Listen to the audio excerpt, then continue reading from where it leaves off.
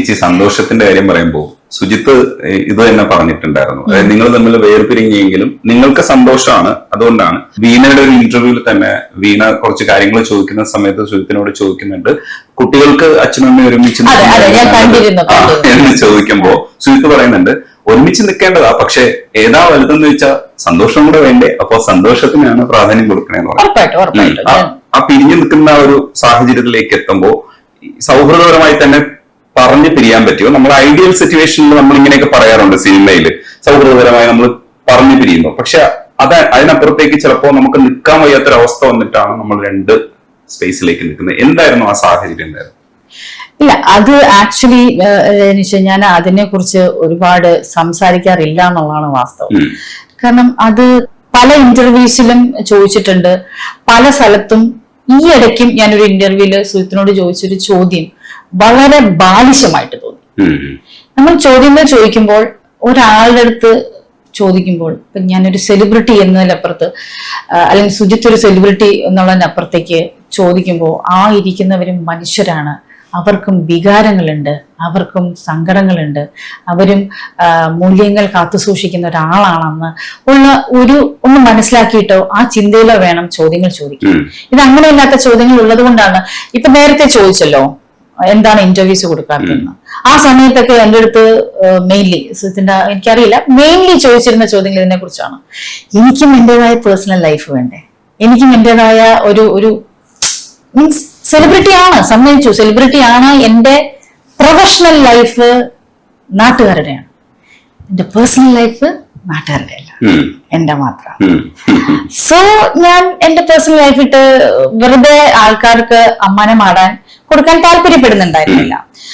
പക്ഷെ വളരെ മാന്യമായിട്ടുള്ള ചോദ്യമാണ് നിങ്ങളിപ്പോ എന്റെ അടുത്ത് ചോദിച്ചത്. അതിന് പ്രത്യേകിച്ച് സാഹചര്യം എന്ന് പറഞ്ഞാൽ രണ്ട് മനുഷ്യരാണ്, രണ്ട് വ്യക്തിത്വങ്ങളാണ്, രണ്ട് സ്വഭാവമുള്ള ആൾക്കാരാണ്. എനിക്ക് പ്രശ്നമില്ല, സുജിത്തിന് പ്രശ്നമില്ല, എന്റെ വീട്ടില് പ്രശ്നമില്ല, സുജിത്തിന്റെ വീട്ടില് പ്രശ്നമില്ല. ബിക്കോസ് ഞങ്ങൾ ഇപ്പോഴും നല്ല കോണ്ടാക്ട്സിൽ ഇരിക്കുന്ന ഫാമിലീസാണ്. മിനിഞ്ഞാന്നും കൂടി അമ്മ വിളിച്ചിരുന്നു. ഞാൻ അച്ഛൻ ഇവിടെ കൊച്ചിയില് അച്ഛനും അമ്മയും വന്നപ്പോൾ സുജിത്തിന്റെ ഫ്ലാറ്റിൽ പോയിട്ട് ഞാൻ അച്ഛനെയും അമ്മയും കണ്ടു മടങ്ങിയ ആളാണ്. സുജിത്തിനെ ഞാൻ വിളിക്കാറുണ്ട്, സുജിത്ത് എന്നെ വിളിക്കാറുണ്ട്, കാര്യങ്ങൾ പറയാറുണ്ട്. അങ്ങനെ ഒരു ബന്ധം കാത്തു സൂക്ഷിച്ച് പിരിയാൻ പറ്റിയെങ്കിൽ അതിനപ്പുറത്തേക്കൊന്നുമില്ല. അടിച്ചു പിരിയുന്നതിൽ എത്രയോ വലുതാണ്. ഇപ്പൊ ഇത് കേൾക്കുമ്പോ ചിലപ്പോ ഇതിന്റെ അടിയിൽ ഒരുപാട് കമന്റ്സ് വരുമായിരിക്കും, പാചകം ഓടിക്കാൻ എളുപ്പമാണ്, പാചകം ഓടിക്കാൻ എളുപ്പമാണ്, വിഷമമുണ്ട്. പക്ഷെ നമുക്ക് ഈ പറഞ്ഞ പോലെ ലൈഫ് മസ്റ്റ് ഗോ ഓൺ, ജീവിതം മുന്നോട്ട് പോകണം. ഇത് വിചാരിച്ചിരിക്കാൻ പറ്റില്ല. നാളെ എനിക്ക് ജീവിക്കണമെങ്കിൽ ഞാൻ തന്നെ കഷ്ടപ്പെടണം, ഞാൻ തന്നെ എന്താ പറയാ സമ്പാദിക്കണം എന്നുള്ള ബോധം എനിക്ക് വേണം. എങ്കിൽ നമ്മൾ അത് കളഞ്ഞിട്ട് നമ്മൾ സ്വന്തം അച്ഛനും അമ്മയും മരിച്ചു പോയാൽ നമ്മൾ ജീവിക്കുന്നില്ലേ? നമ്മളത് മറന്ന് ഓർമ്മയിലുണ്ടാവും മനസ്സിൽ, പക്ഷെ നമ്മൾ അത് മറന്ന് നമ്മുടെ ജീവിതം മുന്നോട്ട് കൊണ്ടുപോവാണ്. എന്ന് വെച്ചാൽ നമ്മൾ ചിരിക്കാതിരിക്കുന്നില്ലേ, നമ്മൾ സന്തോഷിക്കാതിരിക്കുന്നില്ലേ, നമ്മുടെ കല്യാണത്തിന് പോകുന്നില്ലേ, പാർട്ടിക്ക് പോകുന്നില്ലേ? അതുകൊണ്ടുള്ളൂ. മരണവും മറക്കുന്നുണ്ടെങ്കിൽ എന്തുകൊണ്ടും നമുക്ക് നമ്മുടെ പാസ്റ്റുകൾ മറക്കുക. പക്ഷെ മനസ്സിലുണ്ടാവണം, ഞങ്ങൾ രണ്ടുപേരെയും ഒരുമിച്ച് ചേർത്ത് നിർത്തുന്ന ഒരു ഘടകം നമ്മുടെ മോളാണ്. അതുകൊണ്ടാണ് ഞാൻ പറഞ്ഞത്, വളരെ അണ്ടർസ്റ്റാൻഡിങ് ആയിട്ടുള്ള കുട്ടിയാണ് ഞങ്ങളുടെ മോള്. എന്റെ മോളല്ല, ഞങ്ങളുടെ മോള്. സോ ഞാനും സുജിത്തും സ്റ്റിൽ ഗുഡ് ഫ്രണ്ട്സ്. പ്രൊഫഷണലി ഞങ്ങള് അങ്ങോട്ടും ഇങ്ങോട്ടും ഓരോ കാര്യങ്ങൾ സംസാരിക്കാറുണ്ട്. വലുതായിട്ടല്ലെങ്കിലും സിനിമ കണ്ടു കഴിയുമ്പോൾ ചിലപ്പോ വിളിച്ച് ഞാൻ കണ്ടു കേട്ടോ, നന്നായിട്ടുണ്ട്, നീ അത് ശ്രദ്ധിക്കണം, അത് ഇച്ചിരി ഒരു പ്രശ്നമുണ്ട് എന്നൊക്കെ പറയുകയും, അദ്ദേഹത്തിന്റെ ഒരു വർക്ക് കണ്ടു കഴിഞ്ഞാൽ ഞാൻ വിളിച്ചിട്ട് കൺഗ്രാജുലേറ്റ് ചെയ്യും, ബർത്ത്ഡേക്ക് വിഷ് ചെയ്യും ഒക്കെ ചെയ്യുന്ന നല്ല രണ്ട് വ്യക്തികളാണ് ഞങ്ങളിപ്പോ, രണ്ട് സുഹൃത്തുക്കളാണ്. എന്ത് മറന്നെന്ന് പറഞ്ഞാലും എന്റെ കുഞ്ഞിന്റെ അച്ഛനല്ലേ, അതെനിക്ക് മറക്കാൻ പറ്റില്ലല്ലോ. ഇല്ല, പക്ഷേ സിനിമാറ്റിക് കണ്ടീഷനാണിത്. എന്ന് വെച്ചാൽ നമ്മൾ ഐഡിയലിസ്റ്റിക് ആയിട്ട് ഇതൊക്കെ പറയുമ്പോഴും കാമുകന്മാരായിരിക്കുമ്പോൾ നമ്മൾ പറയും, എടാ നമ്മൾ ബ്രേക്കപ്പ് ആകുമ്പോൾ ചായ കുടിച്ച് പിരിയണമെന്ന് പറയും. പക്ഷെ ഇത് എക്സിക്യൂട്ട് ചെയ്യാൻ ഭയങ്കര പാടുള്ള ഒരു പരിപാടിയാണ്. കാരണം മുറിവേൽക്കുമ്പോഴാണ് നമ്മൾ അങ്ങോട്ടും ഇങ്ങോട്ടൊക്കെ പിരിയുന്നത്. അപ്പോ ഇത് എക്സിക്യൂട്ട് ചെയ്ത് എടുത്തത് ഭയങ്കര രസമായിട്ടാണ്. ഇപ്പൊ ചേച്ചി സംസാരിക്കുന്ന കേൾക്കുമ്പോൾ എനിക്കത് എക്സിക്യൂഷൻ ലെവലിലാണ്. ഇപ്പോഴും നിങ്ങൾ അത് മെയിൻറ്റെയിൻ ചെയ്ത് പോകുന്നുണ്ട്, ഇനി അത് സ്മൂത്ത് ആയി പോകുമെന്നാണ് കരുതുന്നത്. പക്ഷെ ഇതിനൊക്കെ ഇത്രയും ഒരു ചെറിയ ബുദ്ധി പോരാ, ഭയങ്കര ബുദ്ധിജീവിയാ ചേച്ചി. ബുദ്ധിയില്ല, എക്സ്പീരിയൻസസ് ആണ് ബുദ്ധി. എന്നാൽ അപ്പുറത്തേക്ക് പ്രാക്ടിക്കലായിട്ട് ചിന്തിക്കുക എന്നുള്ളതാണ് ഞാൻ വിചാരിക്കുന്നത്. ഈ ജീവിതം നമുക്ക് ജീവിച്ചു തീർക്കണം. തല്ലി തീർക്കാൻ പറ്റില്ല. തല്ലി തീർക്കാൻ പറ്റില്ല, ജീവിച്ചു തീർക്കാൻ മനസ്സമാധാനത്തോടെ തീർക്കണം. അദ്ദേഹത്തിനും എനിക്കും മനസ്സമാധാനം തരുന്ന ഒന്നാണ് ഞങ്ങളെടുത്ത തീരുമാനമെങ്കിൽ അതെന്തുകൊണ്ടും നല്ലതല്ലേ. വെരി ഫസ്റ്റ് ടൈമാണ് ഞാൻ ഒരു മീഡിയക്ക് വേണ്ടിയിട്ട് ഈ കാര്യം സംസാരിക്കുന്നത്. അത് എത്രയോ നാളിന് ശേഷം. ഇനി ആരും അത് ചോദിക്കാതിരിക്കാൻ വേണ്ടിയാണ് ഞാനിത് പറയുന്നത്. അതുകൊണ്ട് ഇനി വരുന്ന ഇന്റർവ്യൂകളിലും ചോദിക്കരുത്, ഞാൻ പറയില്ല. പക്ഷെ ഇപ്പൊ ഇമോഷൻസ് ഇല്ലാതെ ചേച്ചിക്ക് ഇത് ഹാൻഡിൽ ചെയ്യാൻ പറ്റി തുടങ്ങിയില്ലേ? ഓഫ് കോഴ്സ്, ബിക്കോസ് ഞാൻ പറഞ്ഞ പ്രാക്ടിക്കൽ വശങ്ങൾ, പിന്നെ എന്നെ സപ്പോർട്ട് ചെയ്ത കുറച്ച് ഫ്രണ്ട്സ്, എൻ്റെ അമ്മ, എൻ്റെ അച്ഛൻ, എൻ്റെ മോള്, ഇവർക്ക് എന്നെ സപ്പോർട്ട് ചെയ്യുന്നുണ്ടെങ്കിലും കഴിഞ്ഞ 3 ആഴ്ച മുമ്പ് 3-4 ആഴ്ച മുമ്പ് എന്റെ അച്ഛൻ ഹോസ്പിറ്റലൈസ് ആയിരുന്നു. അച്ഛനെ വീട്ടിൽ കൊണ്ടുവന്നിട്ട് സുഹൃത്ത് കാണാൻ വന്നിരുന്നു. ഞാനാണ് പുള്ളിക്ക് ചായട്ട് കൊടുത്തത്. ഇത് നിങ്ങൾ വിചാരിക്കുന്ന ഒരു കോംപ്ലിക്കേഷൻ അല്ല. ഡിവോഴ്സ് നേരിടുമ്പോ എല്ലാവരും അങ്ങനെ നിങ്ങളൊരു കോംപ്ലിക്കേഷൻ ഉണ്ടാക്കിയെങ്കിൽ അത് നിങ്ങളുടെ കുഴപ്പമാണ്, ഞങ്ങളുടെ കുഴപ്പമല്ല. എങ്ങനെ പറ്റുന്നു എന്നൊക്കെ ചോദിക്കാം. പറ്റിയില്ലേ?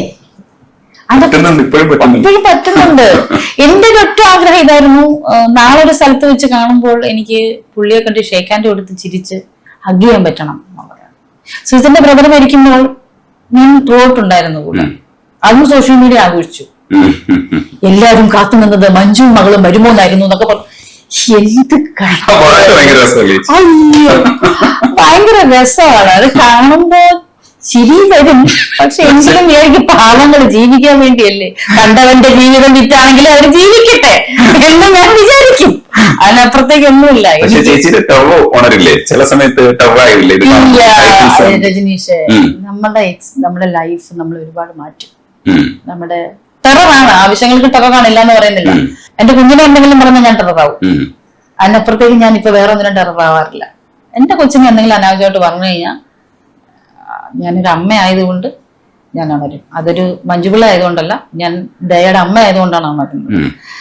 പിന്നെ അല്ലാതെ ഞാൻ ലൈഫില് നമ്മുടെ ലൈഫ് സ്റ്റൈല്, നമ്മുടെ യാത്രകൾ, നമ്മുടെ വായനകൾ ഒക്കെ നമ്മുടെ ലൈഫിനെ മാറ്റും. നമ്മൾ ഒരുപാട് ചേഞ്ച് ആവും. നമ്മുടെ ഒരു സിറ്റുവേഷൻ ഹാൻഡിൽ ചെയ്യാൻ പഠിച്ചു. എന്റെ ലൈഫിൽ നല്ല എക്സ്പീരിയൻസ് ആണ്. ഞാനൊരു സ്ഥലത്ത് പോയാൽ നമുക്ക് ഇഷ്ടമല്ലാത്ത എന്തെങ്കിലും ഒരു സംഭവം കണ്ടാൽ പണ്ടൊക്കെ ഞാൻ റിയാക്ട് ചെയ്യാം. പക്ഷെ ഇപ്പൊ ഞാൻ അവിടെ നിന്ന് ഒഴിഞ്ഞു മാറി, ഒന്നിനും മറുപടി പറയാതെ ഇങ്ങനെ മാറി ഒരു സൈഡിൽ ചിരിച്ചിരിക്കും. എന്നെ ദ്രോഹിച്ച ഒരു മനുഷ്യനാണ് മുമ്പിൽ വന്ന് നിൽക്കുന്നതെങ്കിലും എനിക്ക് അറിയാമെങ്കിലും ഞാനത് ഭാവിക്കില്ല. ഞാൻ ചിരിച്ചുകൊണ്ട് ഹലോ ഹായ് എന്തൊക്കെയുണ്ട് വിശേഷം എന്ന് ചോദിക്കും. അതൊക്കെ ഞാൻ പഠിച്ചു. ലോകം അങ്ങനെ മാറിക്കഴിഞ്ഞു രജനീഷ്. പക്ഷെ ആ മഞ്ജു അല്ലേ കുറച്ചുകൂടെ നല്ലത് ചേച്ചി, പ്രതികരിക്കുന്ന മഞ്ജു. അന്ന് ആ കാലത്ത് പ്രതികരിക്കാൻ പറ്റുമായിരുന്നു. ഇക്കാലത്ത് പ്രതികരിച്ചു കഴിഞ്ഞാൽ എന്നെ ആയിരിക്കില്ല വെട്ടുന്നത്, എന്റെ വീട്ടിൽ പോയി എന്റെ അച്ഛനെ അമ്മയും വെട്ടും. അങ്ങനത്തെ ഒരു അവസ്ഥയാണ്. അതുകൊണ്ട് നമ്മളത് പേടിക്കണം. ഞാൻ പ്രതികരിച്ചു കഴിഞ്ഞാൽ എന്നെ വിട്ടേ തീർന്നു. പക്ഷെ ഞാൻ ജീവിച്ചിരിക്കുക എന്റെ ബന്ധുക്കൾ പോയാൽ എനിക്ക് സഹിക്കില്ല. അപ്പൊ എന്റെ അച്ഛനും അമ്മയ്ക്ക് എന്തെങ്കിലും വന്നു, എന്റെ മകൾക്ക് എന്തെങ്കിലും വന്നു എന്ന് പറഞ്ഞു കഴിഞ്ഞാൽ അത് പറ്റില്ല. പക്ഷെ എന്ന് വെച്ച് വായടച്ച് പഞ്ചകുച്ച മടക്കിയിരിക്കുമെന്ന് പറയുന്നില്ല. പ്രതികരിക്കേണ്ട അവസ്ഥകൾ വന്നാൽ ഞാൻ ഉറപ്പായിട്ടും പ്രതികരിക്കും. അത്ര ക്രൂഷ്യൽ ആണെങ്കിൽ ഞാൻ പ്രതികരിക്കില്ല എന്ന് പറഞ്ഞത് എന്നെ ഉപദ്രവിച്ച ഒരാളുടെ അടുത്താണ്. ചില സ്ഥലങ്ങളിൽ നമുക്ക് ക്ഷമിച്ചാലും കുഴപ്പമില്ലാന്ന് തോന്നുന്ന സ്ഥലത്ത് എന്നെ ഉപദ്രവിച്ച ആൾക്കാർ, എന്നെ ദ്രോഹിച്ച ആൾക്കാർ, എന്നെ കുറിച്ച് മോശം പറഞ്ഞ ആൾക്കാരെയൊക്കെ പണ്ടൊക്കെ ഞാൻ വേറൊരു കാര്യങ്ങൾ ഞാൻ പറഞ്ഞുതരാം.